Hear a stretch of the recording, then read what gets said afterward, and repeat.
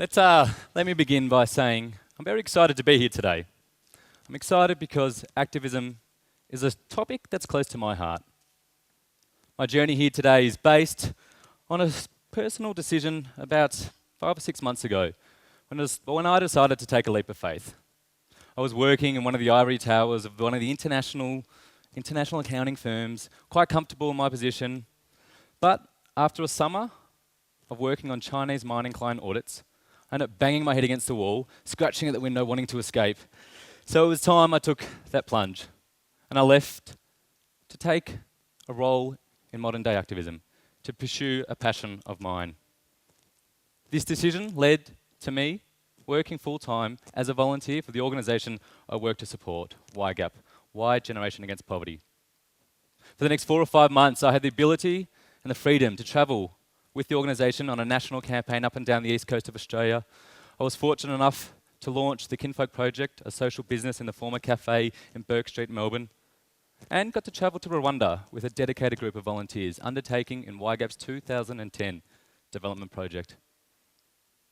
This experience taught me a number of things, but 2 of utmost importance was that 1, I needed an income. I couldn't sustain being a volunteer for much longer. And 2, I needed greater tools to become the activist I wanted to be. This is where a dear friend of mine, Liza Boston, over a beer, said to me, "You know what? You need greater tools, and I'm going to help train you up in social media." At the time, I was like, whoa, what's the digital media, communication, social media? But I realised, aside from the income that I needed, it was something that was going to help me progress as an activist. So today I want to talk to you about some of the tools social media offers for modern day activists.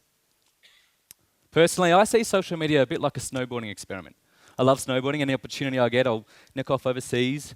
And the reason I see social media like a snowboarding trip is because I think most of us are quite comfortable with green runs.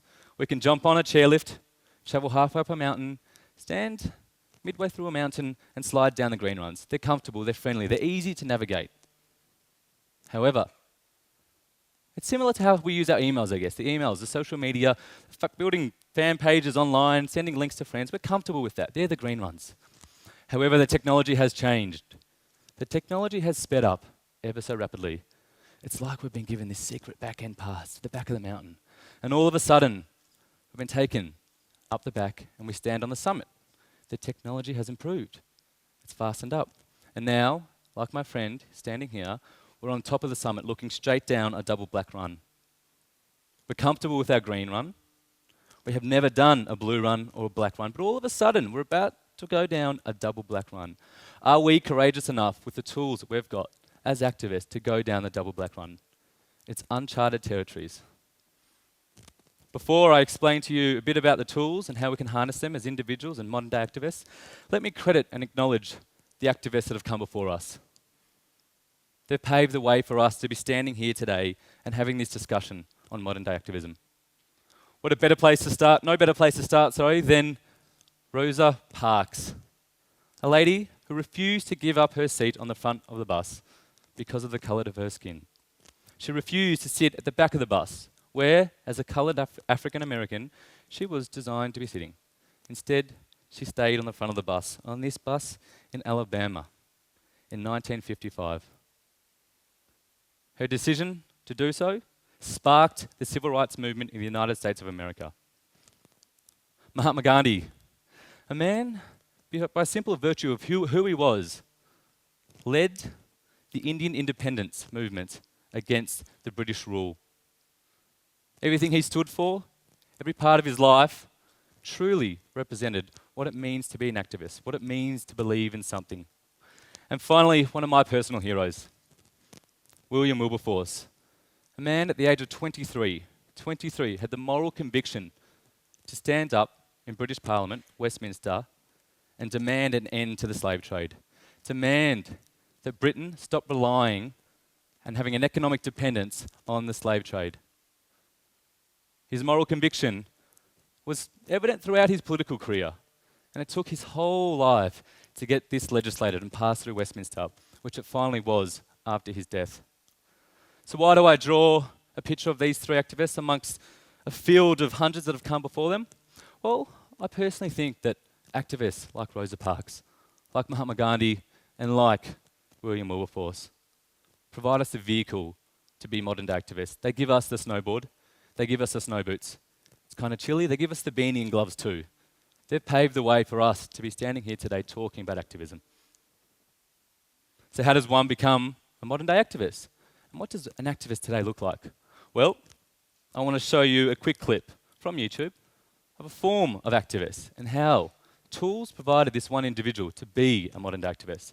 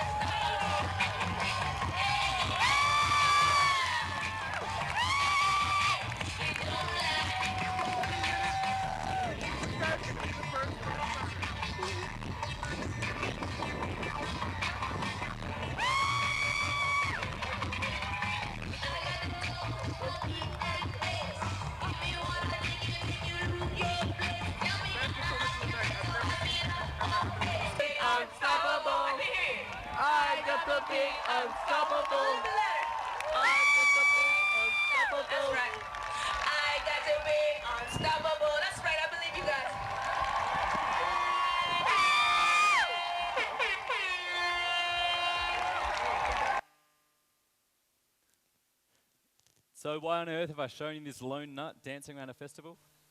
Besides the obvious fact that I love festivals, I think it's a wonderful way of expressing oneself. But have a think about it. This guy had courage. He had courage to dance when no one else wanted to dance. And all it took was the first person to join in, and then the second, and then the third.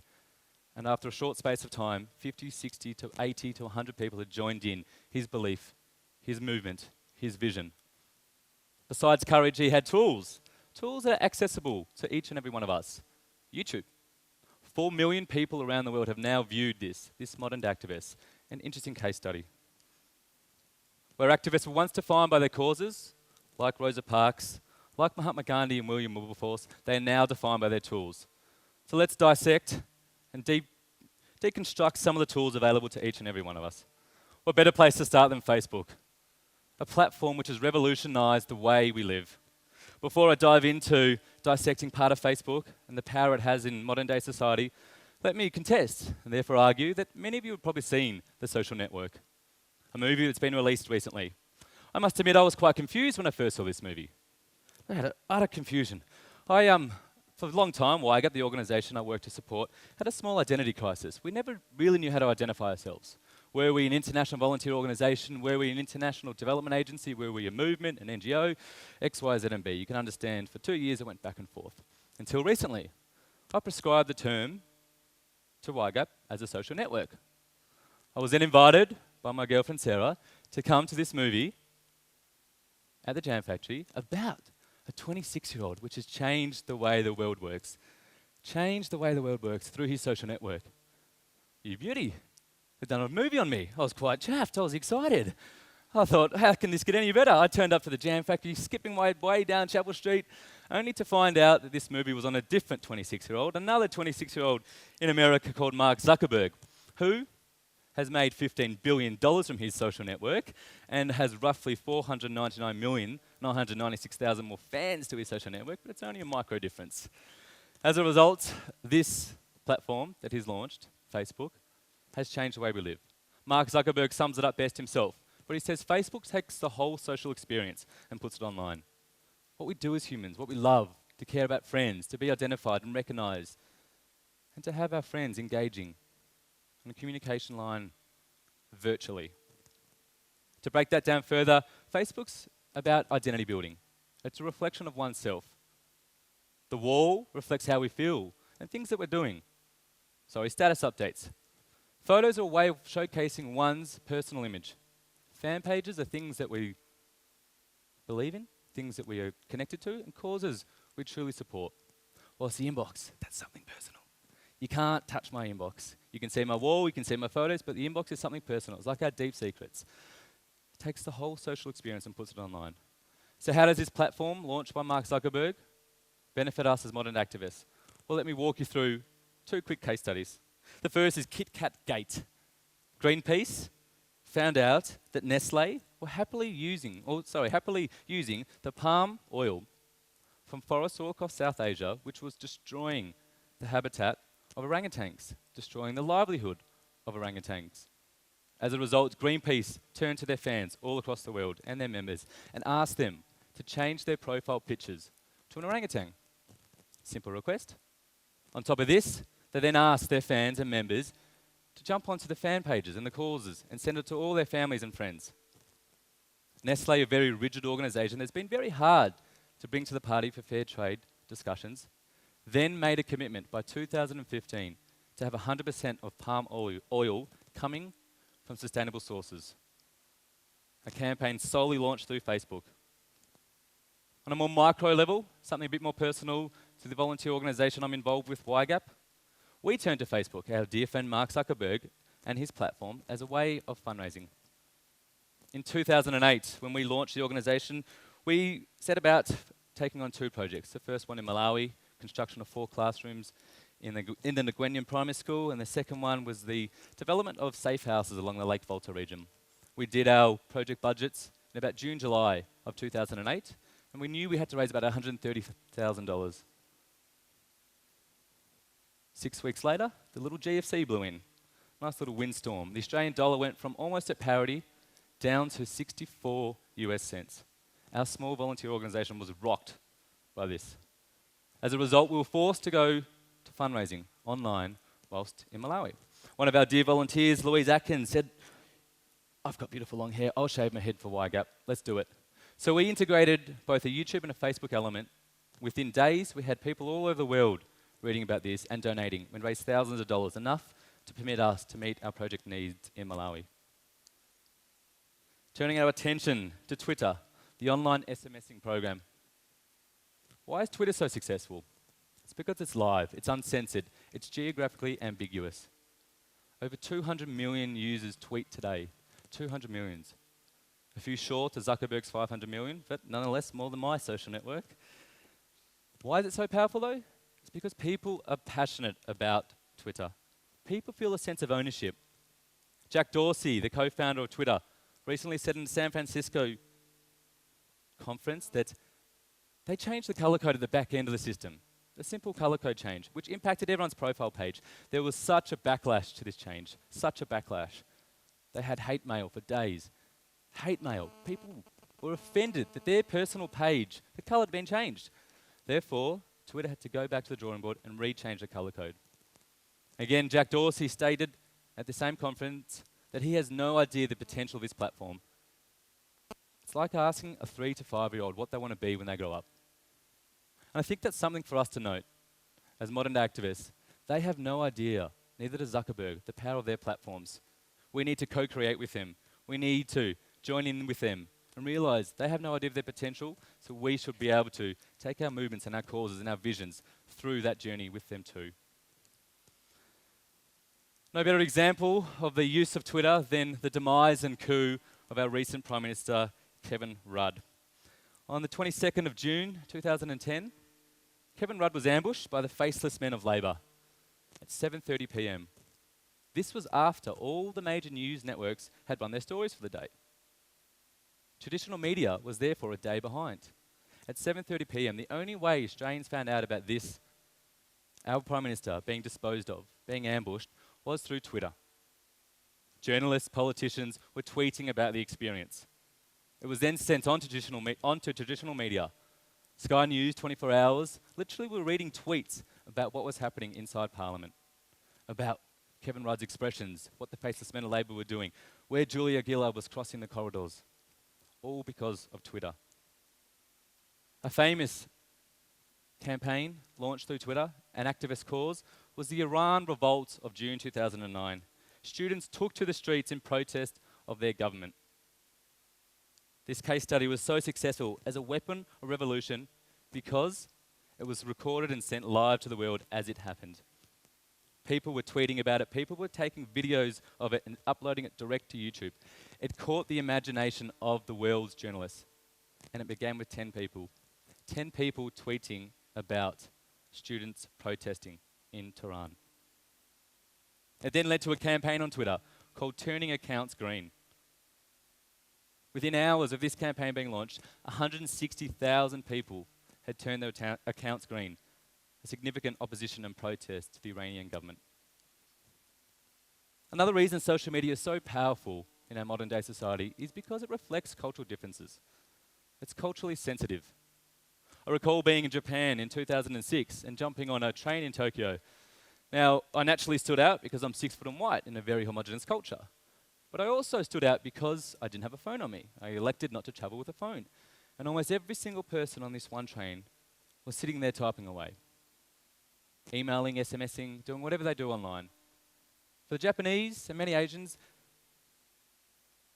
social media and communication, digital communication is very personal. It's private, it's implicit.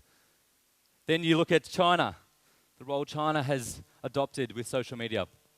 You might have heard the Great Firewall of China, where they ban almost every platform we're used to. Your Twitters, your Facebook, your Googles, is banned in China. They've got a C2C policy, copied to China. They've launched their own platforms. It's very much an anti-West statement. My African friends, and not to generalize, but for those I communicate with, use social media very differently to how we use it in the West. It's not so much about pouring everything about oneself online, telling everyone how you feel and what your dog's eating for dinner, but it's more just a basic medium to communicate. The power of social media and the role of Facebook was so successful because Mark Zuckerberg read the American context. He read how Americans wanted to communicate.